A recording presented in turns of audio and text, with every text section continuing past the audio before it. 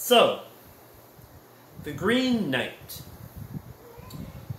A few weeks ago, when I went and saw Fast 9, I was with my friend Shane, and one of the previews that came up was for The Green Knight. And I remember turning to him, and I was like, we need to go see this movie, because we need to support new fantasy movies, new sci-fi movies, new nerd movies, essentially. Some, new ideas, new properties, new stories, and everything. I'm like, we should go see this movie because it looked great. The movie looked great. You had like giant tree creatures and giants and talking foxes and knights and fantasy elements, and we're like, it looked great. It looked absolutely great.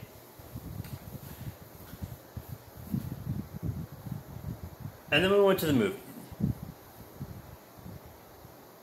And the movie started off slow. And it continued to be slow. The whole thing. The whole thing. It is, okay.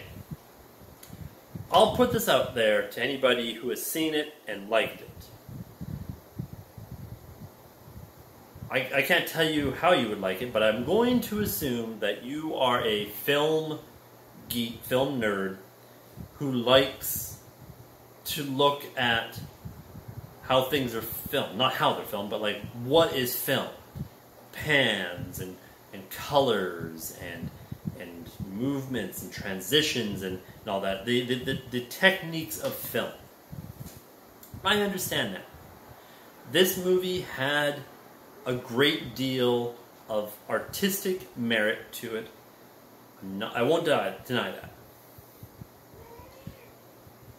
But the story, they could have easily told this story in 25 minutes. Easily told this story in 25 minutes. There's a TV show from the 80s that I absolutely love called Jim Henson's Storyteller. And it's a series of folk tales and fantasy tales and whatnot. And of course it was a half-hour show, 22 minutes without commercials and so forth.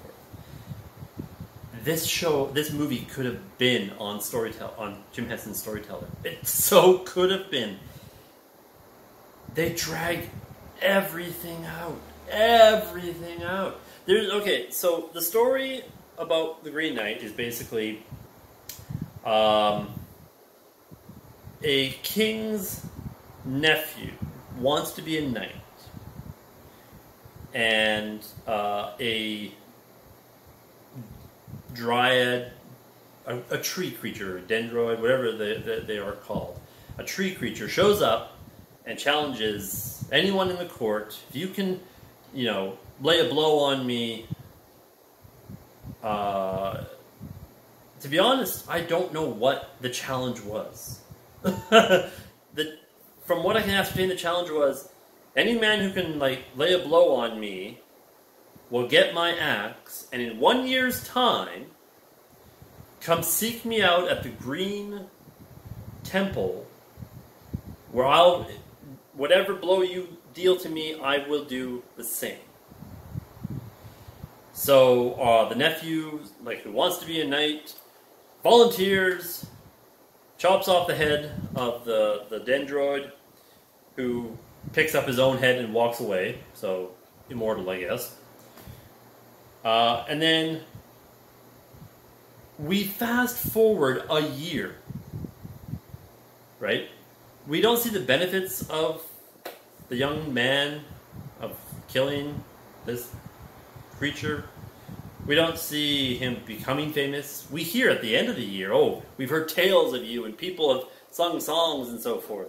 But we don't see any of that. It skips to a year. And this is about half an hour into the movie.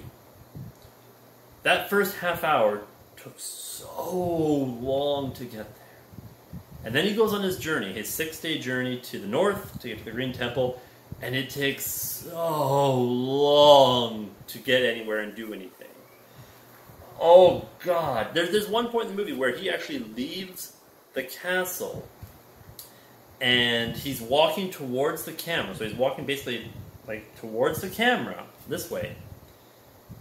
And there's some children following him, and they're like, "Yay, the knight's going to fulfill his quest," or whatever, and he's ignoring them. And then the kids just stop, because they've gone like so far away from the castle, they don't want to go any further. And then some sheep pass by, and he's still walking.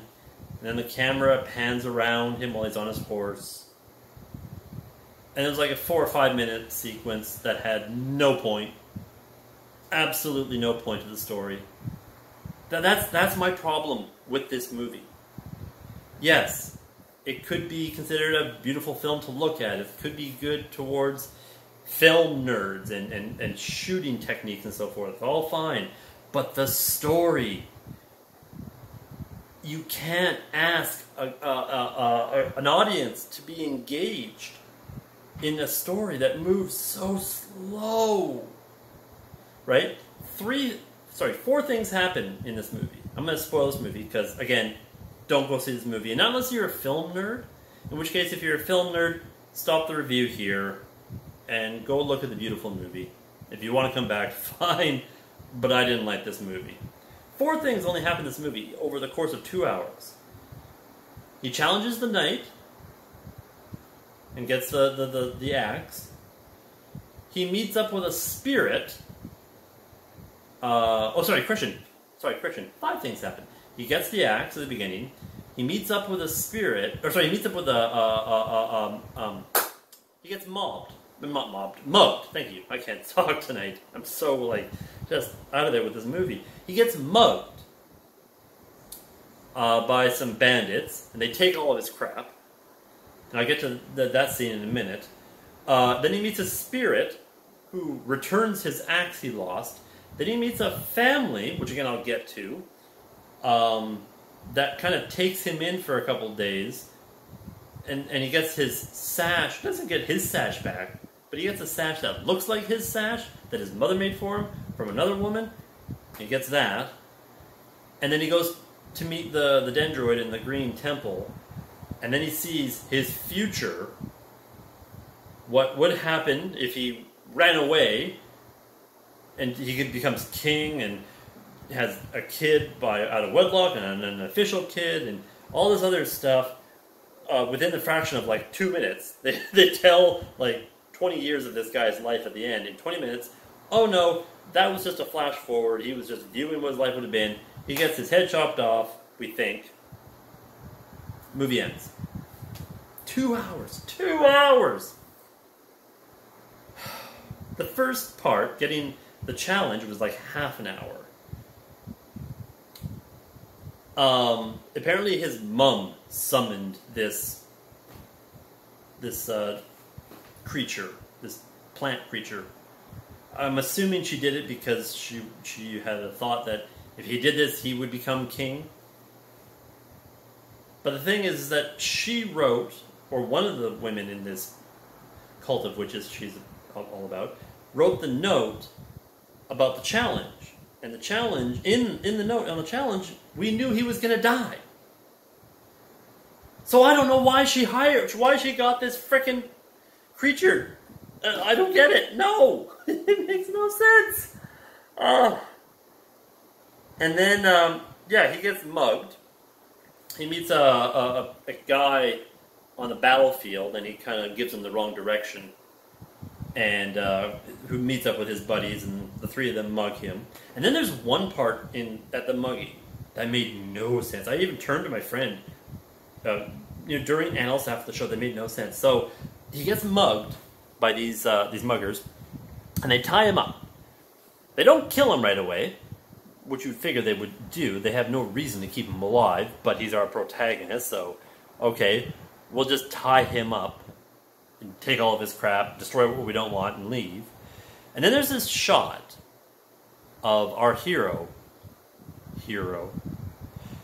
lying on the ground, all tied up. And the camera starts to pans around the forest he's in. And we see as it's panning that the forest is starting to get grown over, it's starting to change seasons. Not typical seasons like fall, summer, spring, but just that the vegetation grows more and it gets brighter and so forth. And it does a full 360. And when it gets back to him bound up, he's a skeleton. So, I guess he died. But when it finishes the shot and it shows us the skeleton, it zooms in a bit on the skeleton, and then it backs out and goes back. And then it's him, he's alive, he's still tied up. And then he crawls over to a sword that was left behind, frees himself, and we move on. And my friend and I were like, what the hell was the point of that? What was the actual literal point of that shot? There might be artistic merit, there might be some theater snobs who will go, oh, this is the changing of the seasons, or he's become a knight or a man, or I don't know, but it made no bloody sense to me. Then he meets a spirit. Well, we don't know it's a spirit. He goes into a house, and it's like all the food's turned to dust, and there's nobody around, and it's dark. Oh, and by the way, this movie is dark. I don't mean like dark comedy or like dark characters or whatnot. No, unless it's my old ass eyes, I had trouble seeing like 45% of this movie because it was dark. I don't know if you could hear that, but my cat's flinging around like she's got the wind up her butt, and there she goes again. You okay there? So anyways, he goes to this house. Again, it's all dark and everything, and he just passes out in the bed, and he gets woken up by this woman who takes him to a little pond, and she's like, my head's in there. What do you mean your head's in there? Your head's on your shoulder. No, it's in there. Go get my head for me. Okay, so he goes into the pond, finds a skull, and when he goes back to the house, turns out, oh, there was actually a skeleton in the bed that he was lying in. And he puts the skull back on the skeleton, and all of a sudden his axe is there. Now my friend, who is a much bigger fantasy nerd than I am, kind of equated that to, well, that was his payment. Right? For doing this deed, that was his payment. He got the axe back so that he could continue on with this quest. I do like fantasy. I watch fantasy. I don't read fantasy like my friend does and watch a lot more movies than he does in terms of fantasy. That was not clear at all. That was not clear at all.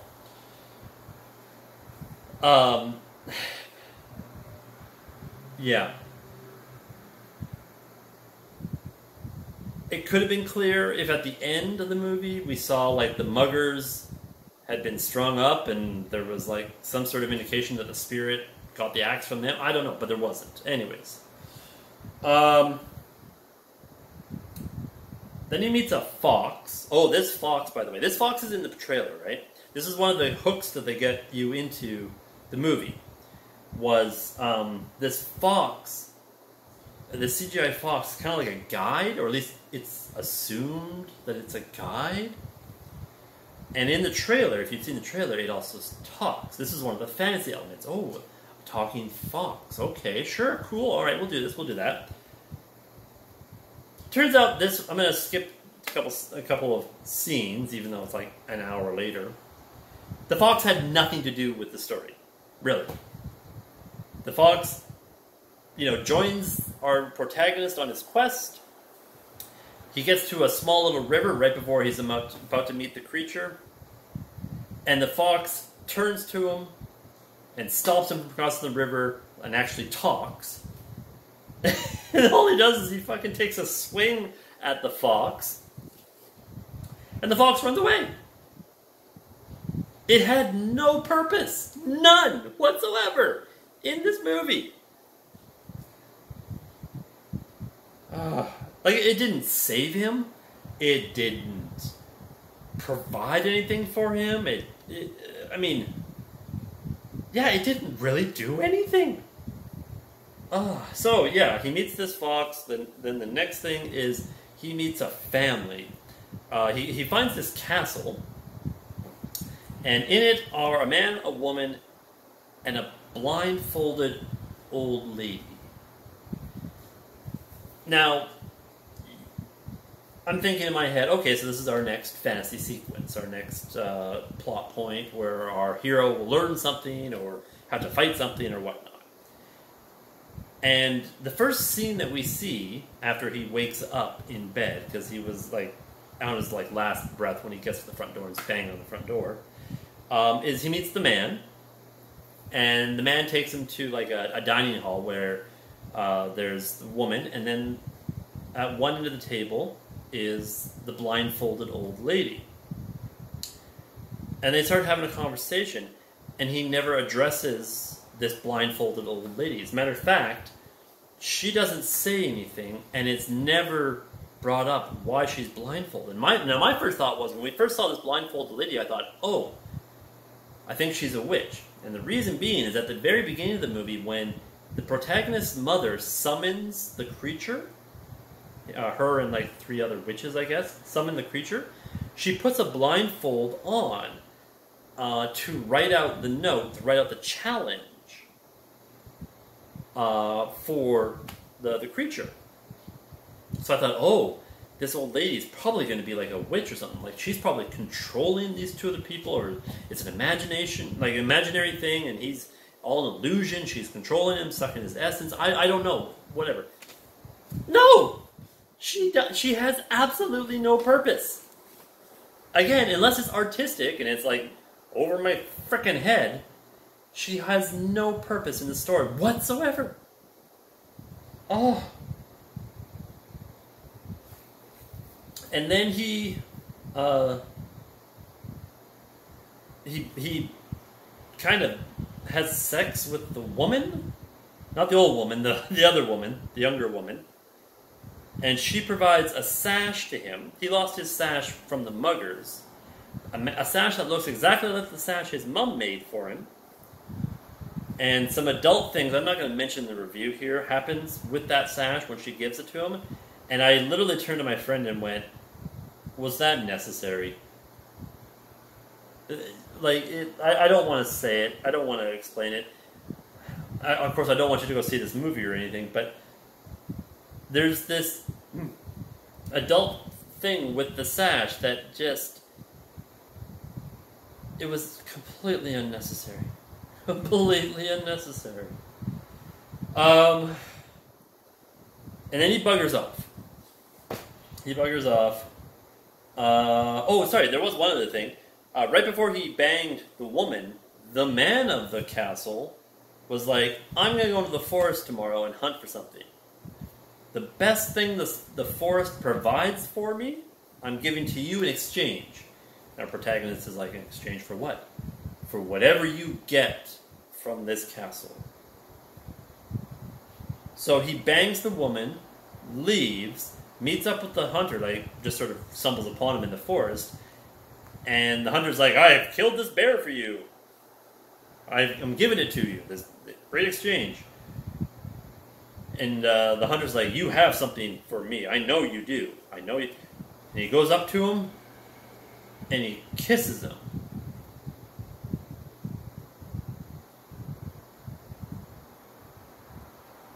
And then he rides away.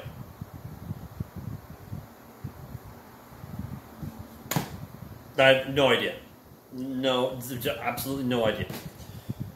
So yeah, then he goes to the stream, the fox turns on him, don't cross, he takes a swing at it, the fox runs away. He goes into the Green Temple, where he waits. And not that he waits for the creature to show up, the creature is there. Right? It's been 1 year later, Christmas Day, because this is set between Christmases. It happens, the challenge happened on Christmas, and then he's supposed to meet the creature the next year on Christmas. And he just sits there, waiting for the creature to just sort of move. Because it's like, it's not really on a throne, it's just sort of sitting on an archway in the temple. And then it gets up, and it's like, alright, my turn. Bittersweet revenge, boy. Grabs the axe and is about to chop his head off.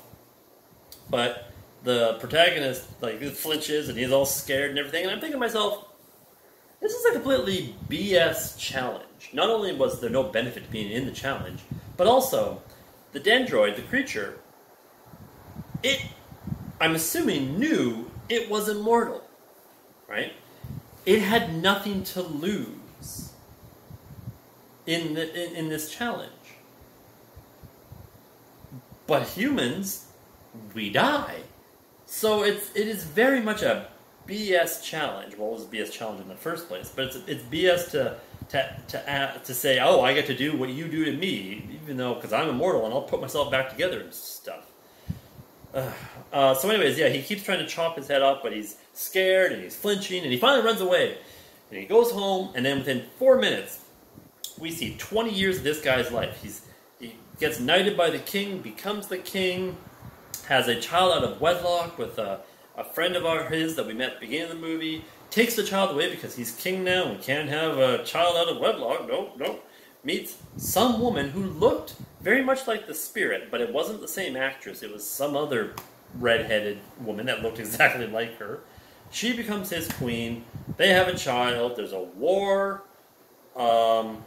The son dies in war. Then the last scene is we see the king and queen with another child on the throne. There's something at the gates. Somebody's trying to get into the castle.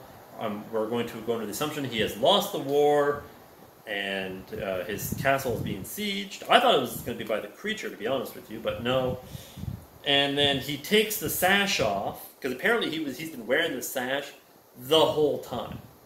Actually, yeah, no, I guess he was, because there's one point where his new bride, the redhead that looked like the Spirit but wasn't, she goes to take the sash off him right before they get it on, and he stops her. So I'm going to assume he wears that all the time. So he takes off the sash right before the hall is about to be besieged by the enemy, and his head just falls off. And we find out that all of that was just in his mind right before he's about to get killed by the creature. He stops the creature, takes off the sash, which apparently was to let him, so that nothing could hit him. He was like, not indestructible, but like, no man nor beast may lay a hand on you or whatnot. Takes off the sash, throws it away. The creature's like, good job. Swing. Credits. Oh, man. This is the second movie where I looked at the previews and I thought, oh, a new fantasy or science fiction movie. A new, basically, doesn't have to be a nerd property, but just like, something that's nerd-ish. Yes, new stuff, new stories, new characters. Not stuff that we've done before. And it's the second time I've been let down.